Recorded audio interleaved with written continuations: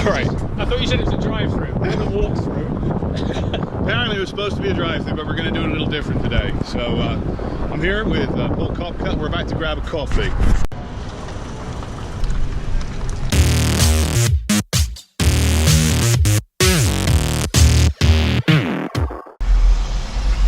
So we're here today with Paul Copcutt. You may have actually seen me a moment ago. We just went to get the coffee because we're on the north side of Burlington right now, and my preferred drive-through is a little far from here. And so we where do we go? A place called Artisanos on Brant Street. So my guest today, as I said, is Paul Copcutt, and I'm going to let Paul sort of introduce himself and tell you what he does for other business people, right? Yep, that's right. So I run a company that is basically a personal brand agency. So I work predominantly with individuals to help them identify what's unique about themselves, and then how do they best communicate that to the people that need to know about them. So I help people build their professional presence. Presence, not as in not in little bows. Not little bows, no. Personal presence. Okay. Presence. Now, speaking of unique identifiers, Paul has some really cool shoes on his feet. So let me show those feet to you. So what am I looking at? Custom Converse. End sameness. Now you're going to make me turn around, aren't you? I'm not going to be able to get this one. Always improvise. Always improvise. Right. So what's with the blue sneakers, or is it teal? Teal. It's actually teal. So that's now my brand colours. So the big story is my brother used to work for Converse. Okay. So I have him in my presentations, and I talk about him, and he's started off as an 18-year-old punk rocker who left home. And that's the dude with all the tattoos. Yes, right. The dude with the tattoos who every time he has a new tattoo, he adds another £10,000 to his salary. Yes, so. Right. I read that LinkedIn article you wrote, or the post you had about what you were thinking about tattoos and so forth. Right, okay. A different term of personal brand, that is. Very much so. Polarizing for many. Right. Yes, indeed. Painful for me. I'm not doing it. I don't care how polarizing it is. I'm not having anyone stab me. I do that enough already. So. Long story. Don't worry about it. People I work with tend to be service professionals, lawyers, accountants, high net worth financial planners, or mid to senior execs inside companies that want to kind of stand out and get noticed. All right. And then I speak on the subject.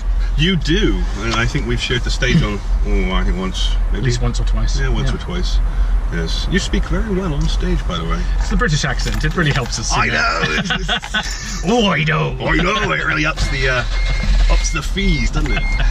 Shh, don't tell them. They think apparently it makes us sound smarter. Yes, that's it. Well, in North America it does. Right, we're going for a little spin, actually. So, where did you come from? So, I was born in Aylesbury in Buckinghamshire. Grew up, spent a few years of my childhood in Devon. Me too. Clotted Cream. North Devon or South Devon? Near Exeter, Tynmouth. So South Devon. I was North Devon. So. Okay. And then the rest of my time was in and around London until I came to Canada in 1996. Oh, very cool. So when did you become self-employed? Ooh, so that was around about 2002, I'm going to say. Okay. I was in recruitment. Oh, all right. It was actually kind of, you know what prompted it was, it sounds a bit hokey, but it was 9/11. Oh, yeah. And 9/11, my son was about a 1.5. I was working in an office tower in Etobicoke, or Etiboco as I used to call it. Yes. And I kind of thought, it was literally on 9/11, and I was standing there and I was thinking, what if it was the tower block I was standing in? So I figured, and I didn't really like the people I was working with. The people I was in the team of were pretty unscrupulous recruiters, very unethical, which is not my style. So they were expecting me to do things that I didn't think were right. So I just finally said, okay, I'm going to do it myself. And set up on my own. That. Yeah. And just started working with a few clients that I took with me, and started to do a little bit of recruitment. And then I was coaching a job candidate on personal branding, something I'd read up about, and he said, "Oh, could I pay you to do this?" And I thought, well, maybe people brand themselves, and then I put in to speak at a conference on the subject, and they said yes. I thought, oh crap, I now need to come up with some with some content. I now need to sound like I know what I'm talking about. And I was very fortunate. I thought it was my friends winding me up, because I got this phone call and they said, oh, it's the Globe and Mail, we're going to send somebody to watch your workshop. And I said, yeah, sure. Sure. Do you want me to reserve a seat at the front for them? You know, kind of thinking it was a wind up. And then about 2 days later they phoned and said, we're going to send a photographer as well. Yeah, sure, right. Yeah. Where do you want me to meet them? And sure enough, I turned up at the meeting place, and this photographer turned up and gave me their card, and it's Globe and Mail. I thought, oh, this is true. So I said, uh-oh. So they did a whole coverage of my workshop, and ended up with a full page in the Saturday Globe. And oh wow, I did not know that. Yeah, so that kind of kicked me off. Jammy Dodger. I know, I was totally lucky. Yeah, well, you know what? Was it fortune favours the prepared mind? Louis Pasteur. There we go. So it didn't really. Yeah, the phone wasn't ringing off the hook, but I mean, from a credibility point of view, never hurts. Say I've been in the Globe, and that's kind of. Is this just fantasy?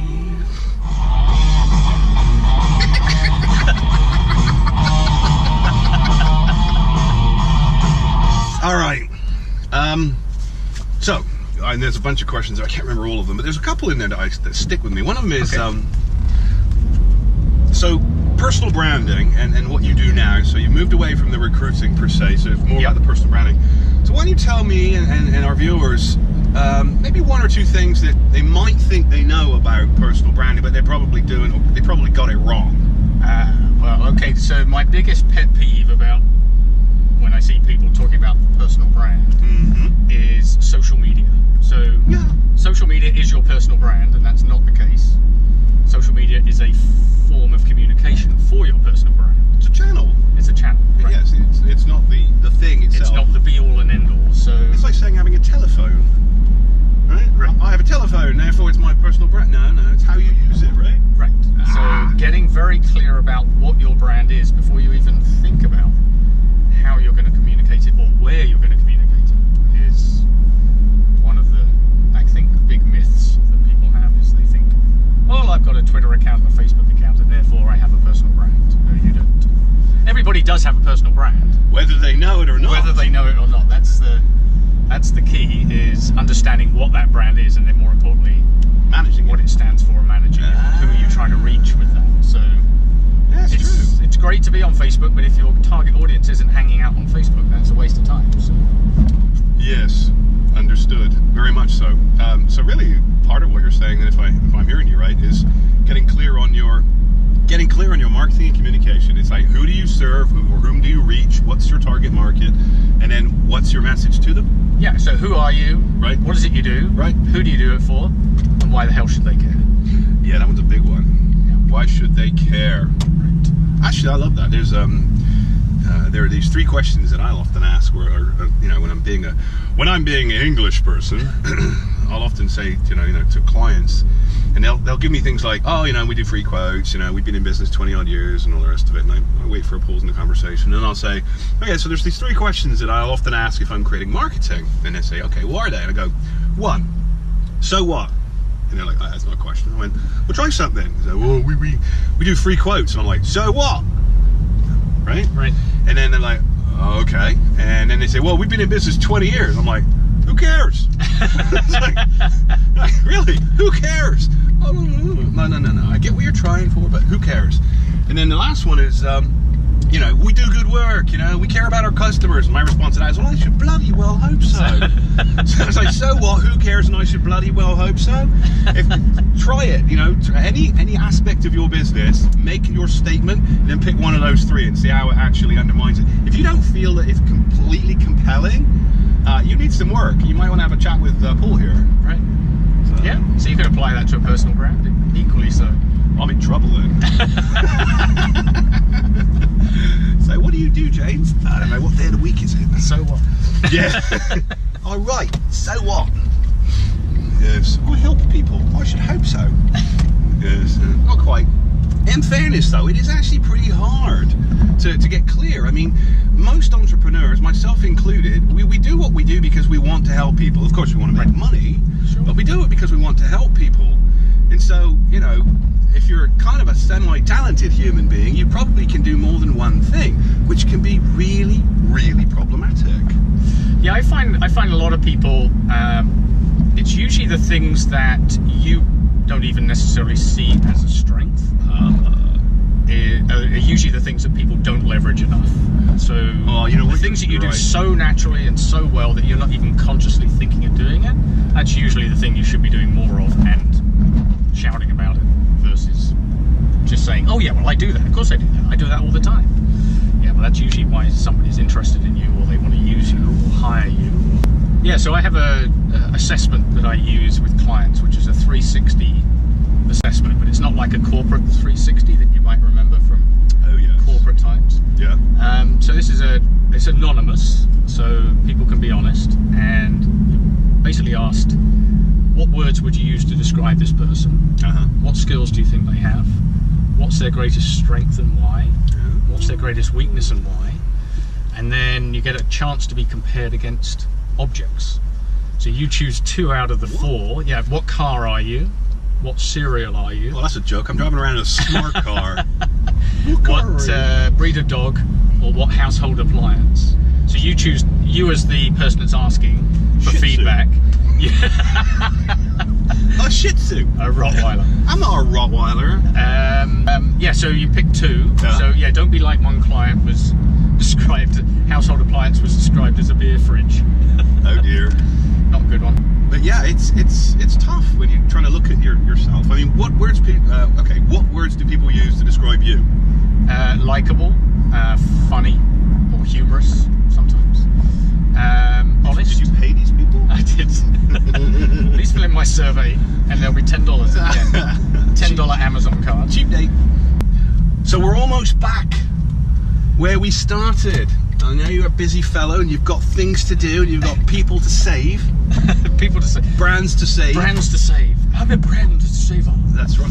I'm going to save your brand.